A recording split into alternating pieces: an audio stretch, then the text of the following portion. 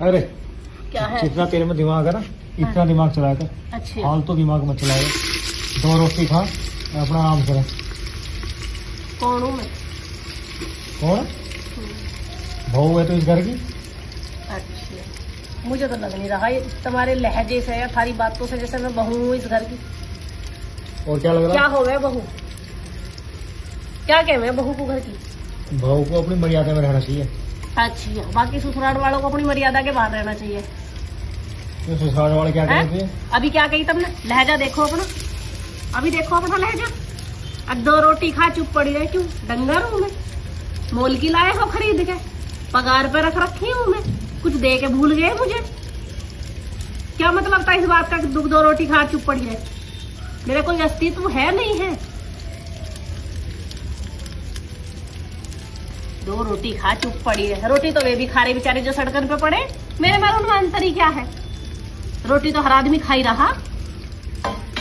2 रोटी खा चुप पड़ी रही है। बढ़ रोटी देने वाले सारे दिन हिल्ला करो, जब ये 2 रोटी देंगे उन 2 रोटी के मारो सारे दिन नौकर बने फिरे जाओ। बोलने की इजाजत है नहीं, कुछ कह सकते नहीं है। कुछ कह दिया तो फिर इनकी मर्जी से, मतलब बोल लो भी इनकी मर्जी से। अगर तुम कोई 2 शब्द कह रहे हो, तुम्हारे खुद के कुछ विचार हैं तो उन्हें प्रकट नहीं कर सकते। क्यों? क्योंकि तुम बहू हो। बोल लो भी इनकी मर्जी से, जो इनके कानों को अच्छा लगे सिर्फ वो बोल लो। तो ऐसा है, या तो इन कानों को आदत गिर लो सुनने की, और नहीं तो मर्यादा में हर किसी को रहना पड़े जब जाके घर चला है। एक अकेली बहू मर्यादा में रह जाएगी और बाकी उसके सिर पर तांडव करे जाएंगे, वो घर ना चलता। समझे? घर की सदस्य हूँ, पूरा हक है इस घर में। अगर मुझे कुछ गलत सही लगेगा तो मैं बोल लूंगी। देंगे ज्ञान मुझे। 2 रोटी खा चुप पड़ी रहे। तो तेरी समझ नहीं आती? हर समझ में आ रहा है मैं कौन हूँ? हाँ मेरी समझ आ रहा। क्या आ रहा? कौन हूँ मैं?